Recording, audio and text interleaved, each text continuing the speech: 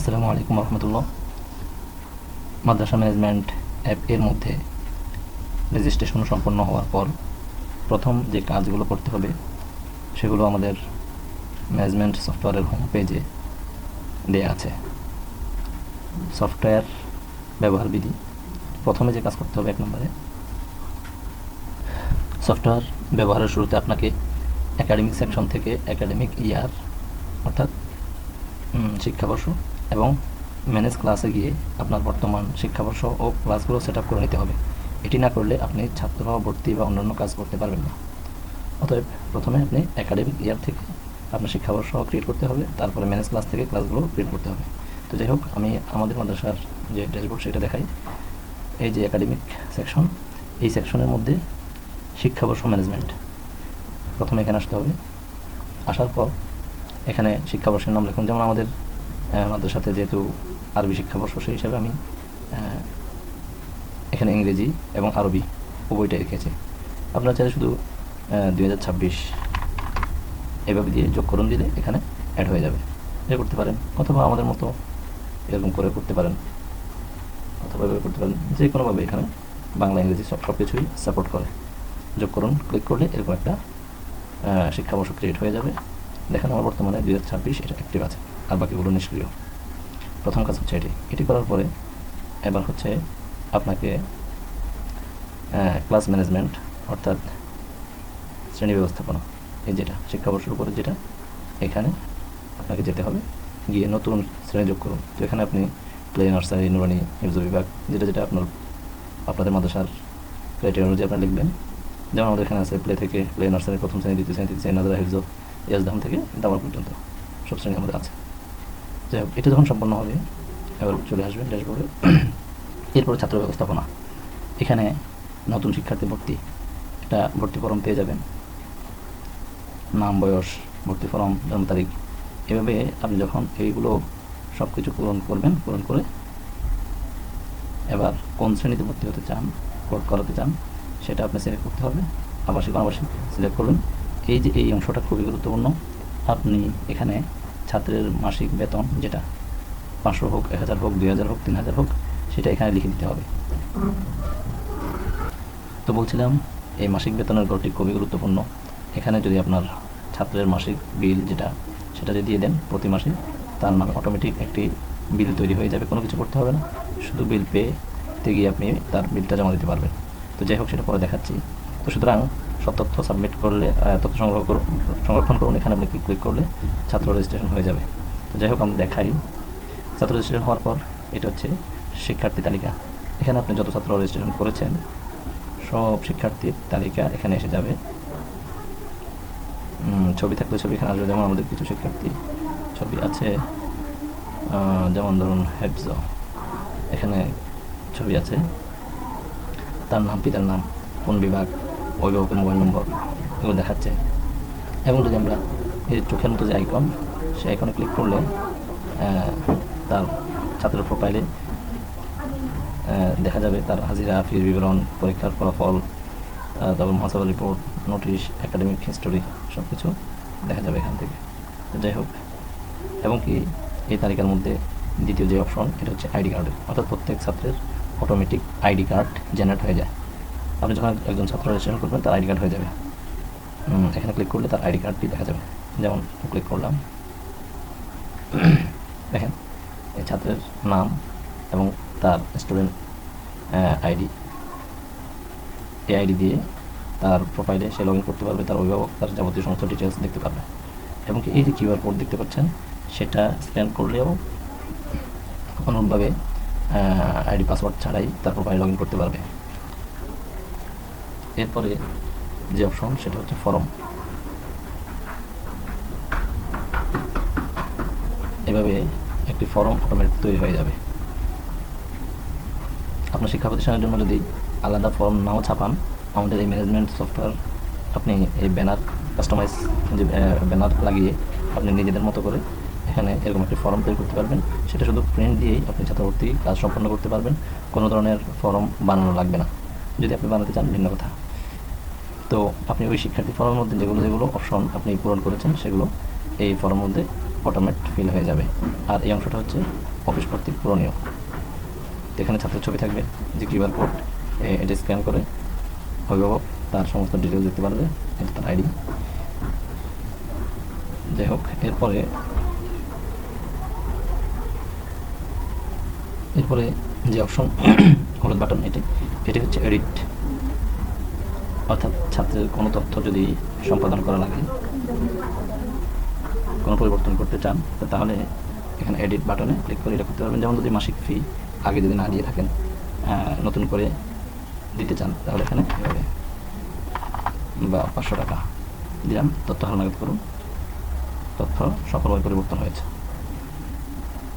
তো এই কাজ, এটা একটি অপশনের কাজ হলো এটি হচ্ছে ছাত্রের প্রোফাইল দেখা, এটি আইডি কার্ড, এটি তার ভর্তি ফর্ম, এটি হচ্ছে তার তথ্য সম্পাদনা, এডিট বাটন।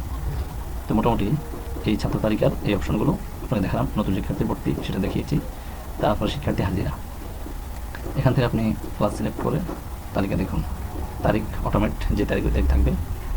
তো সেই অনুসারে এবার যে শ্রেণী আপনি সিলেক্ট করবেন সেগুলো চলে আসবে, আসার পরে উপস্থিত, অনুপস্থিত, দেরি, ছুটি। তো এখান থেকে আপনি যে কোনো ছাত্রকে, সবাই উপস্থিত সিলেক্ট থাকবে, যদি কেউ অনুপস্থিত থাকে এরকম তাদেরকে সিলেক্ট করে হাজিরা সংরক্ষণ করুন।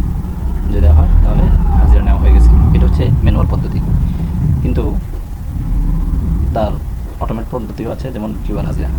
এখান থেকে যদি আপনি আপনাদের অ্যাটেন্ডেন্স মেশিন যোগ করতে পারেন, অথবা অ্যাটেন্ডেন্স মেশিন না হলেও যে কোনো মোবাইলের ক্যামেরা অথবা যে কোনো ক্যামেরা যদি আপনি নির্দিষ্ট স্থানে লাগিয়ে দেন, আর এভাবে সব শ্রেণী সিলেক্ট করে আপনি যদি স্ক্যান, আমি আপনাদেরকে দেখাবো।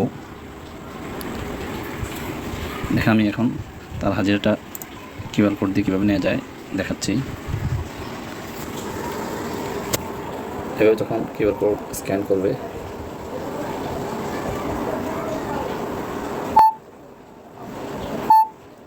দেখেন এখানে দেখাচ্ছে আজ অলরেডি হাজিরা দেওয়া হয়ে গেছে। আপনি ম্যানুয়াল হাজিরা নেন অথবা কিউআর হাজিরা দিয়ে নেন, আমাদের অ্যাপ এর মধ্যে সিস্টেম হচ্ছে সাথে সাথে তার প্রোফাইলে নোটিফিকেশন চলে যাবে। যদি অটো SMS চালু থাকে তাহলে অটো SMS চলে যাবে। আমাদের SMS ম্যানেজমেন্টের মধ্যে অটো SMS সিস্টেম আছে, এটার জন্য আপনাকে SMS ক্রয় করতে হবে। আর যদি আপনি SMS না চান, তাহলে এমনি সবার জন্য মুক্ত পুশ নোটিফিকেশন সিস্টেম।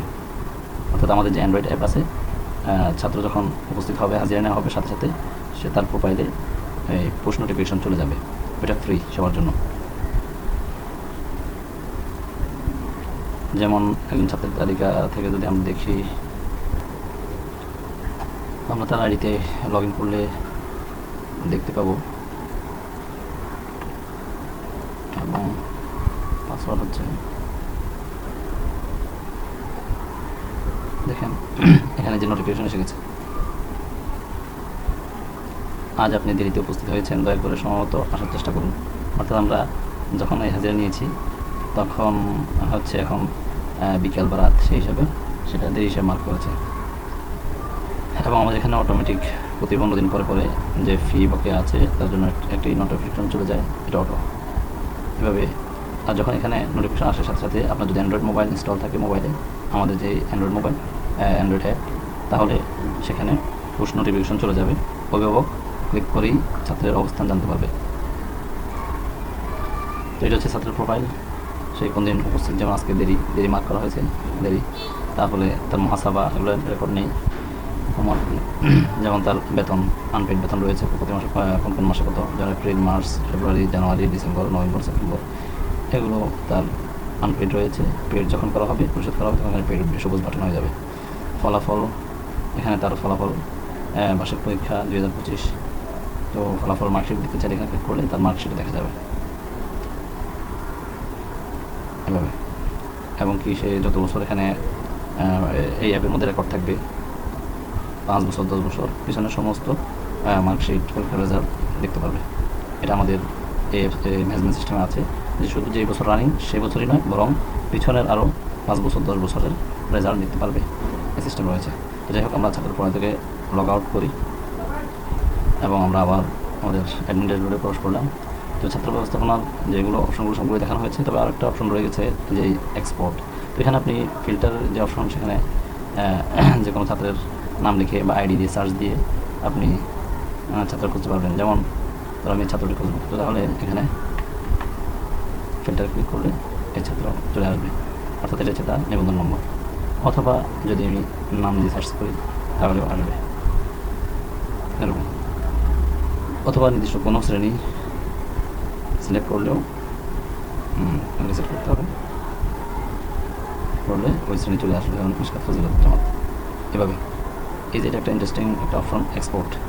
এখানে ক্লিক করলে আপনার এই অ্যাপের মধ্যে যত ছাত্রের তালিকা আছে তার সমস্ত ডেটা এক ক্লিকে ডাউনলোড হয়ে যাবে। যেমন ক্লিক করলাম, দেখেন মুহূর্তের মধ্যে ডাউনলোড হয়ে গেছে। আমি যদি এটা ওপেন করি এক্সেল শিটের মধ্যে হয়ে যাবে। এবং কি দেখলেন আমরা ফজিলত জামাত সেভ করেছি, এখানে ফজিলত জামাতের ছাত্রদের এটা ডাউনলোড হয়েছে। এখন যদি আমি সকল ছাত্র সকল শ্রেণী দিই, তাহলে এক্সপোর্টে ক্লিক করার সাথে সাথে দেখেন পুরো মাদ্রাসার সকল শ্রেণীর ছাত্রদের পুরো তালিকা ডাউনলোড হয়ে যাবে।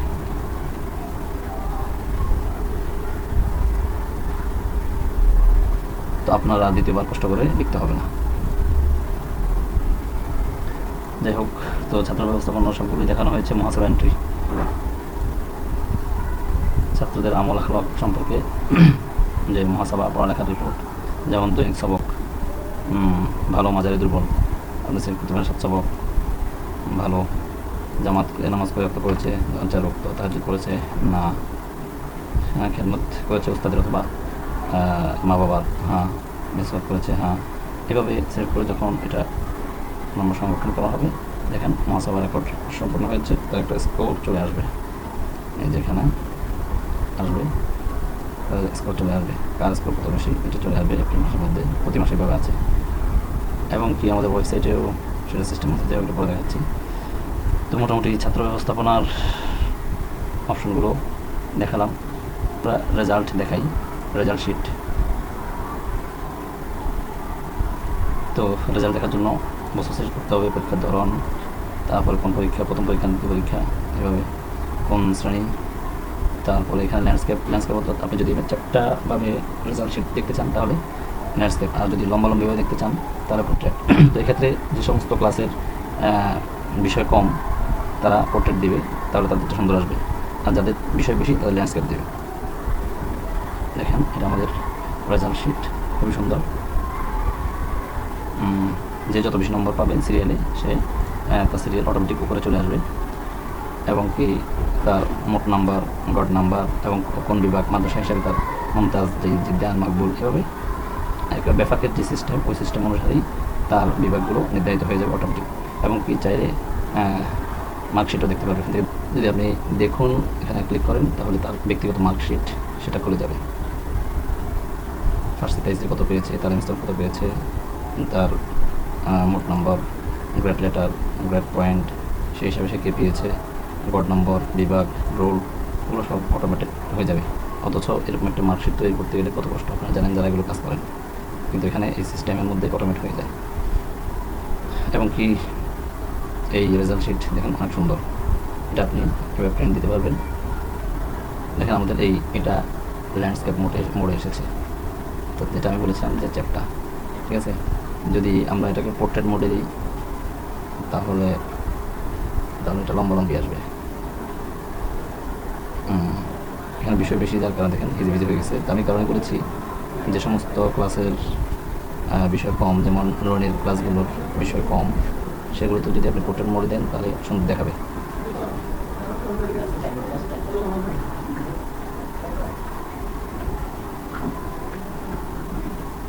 দেখেন এখানে পোর্ট্রেট মোডে দিয়েছে, যেহেতু তাদের বিষয় কম, সুন্দরভাবে এসেছে। অতএব বিষয় বেশি হলে তখন ল্যান্ডস্কেপ মোডে দিবেন, আর বিষয় কম হলে পোর্ট্রেট মোডে দিবেন। তো এটা আমাদের রেজাল্ট শিট। আপনি আপনার মাদ্রাসার জন্য এভাবে কাস্টমাইজ করে নিতে পারবেন। এটা আপনার সেটিংয়ের মধ্যে সেই অপশনগুলো আছে। আপনার মাদ্রাসার যে নাম, ইমেল, ঠিকানা, তারপরে যে লোগো, ব্যানার, এগুলো আপনারা নিজেরাই কাস্টমাইজ করতে পারবেন। তো এখানে ব্যানার দেওয়ার ক্ষেত্রে মনে রাখতে হবে 7:1, অর্থাৎ কি 700/100 ওই সাইজের করতে হবে, নাহলে কিন্তু ঠিকভাবে আসবে না। তো আমরা দেখাইতেছিলাম রেজাল্ট, তো রেজাল্ট শিট দেখালাম। মার্কশিট এই অপশনের মধ্যে হচ্ছে আপনি এক বছর না সরি, এক জামাতের একসাথে যদি সব ছাত্রের মার্কশিট প্রিন্ট দিতে চান, তাহলে একসাথে তাদের মার্কশিট তৈরি হয়ে যাবে। দেখেন, লিখ দেওয়ার সাথে সাথে মার্কশিট তৈরি হয়ে যাবে, এমনকি এটা আপনার প্রিন্ট করতে পারবেন। প্রিন্টে খুব সুন্দর আসে।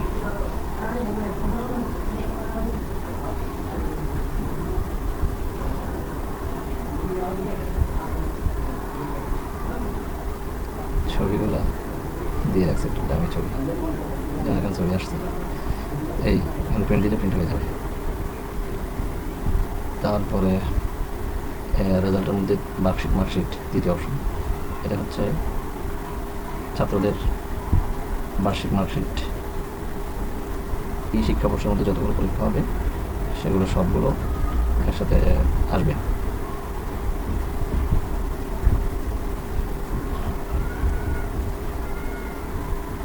দেখেন, এই ছাত্র আর এই প্রথম সময় পরীক্ষা, দ্বিতীয় সময় পরীক্ষা, বার্ষিক পরীক্ষা সব রেজাল্ট একসাথে আসছে।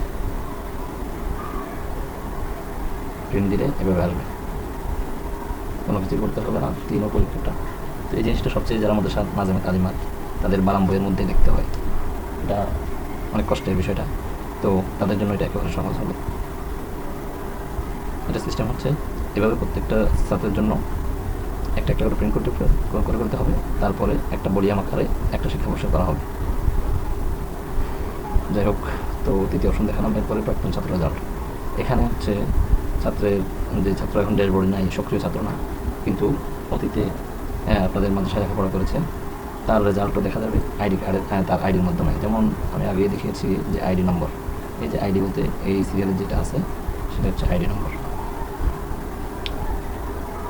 একজন ছাত্রের আইডি নিলাম, নেওয়ার পরে সেখানে রেজাল্ট প্রাক্তন ছাত্র।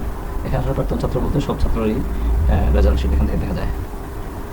এটা যখন যাচাই করা হবে, যদি ছাত্র তালিকার মধ্যে পাওয়া যায়, রেজাল্টের তালিকার মধ্যে, তখন এরকম অপশন আসবে, শিক্ষাবর্ষ সিলেক্ট করে তার বার্ষিক পরীক্ষার রেজাল্ট দেখব, ফলাফল এসে যাবে। এবং এই অপশনটা ছাত্রদের যে প্রোফাইল, সেই প্রোফাইলের মধ্যে কিন্তু অপশনটি আছে। ছাত্ররা ছাত্রদের আইডি অনুসারে তাদের রেজাল্ট, যে কোনো পরীক্ষার রেজাল্ট বের করতে পারবে। তো যাই হোক, তাহলে দুটো অপশন দেখালাম, একটা ছাত্র ব্যবস্থাপনা সেকশন এবং কি দ্বিতীয় হচ্ছে রেজাল্ট সেকশন। আজকের জন্য এতটুকুই, ধন্যবাদ।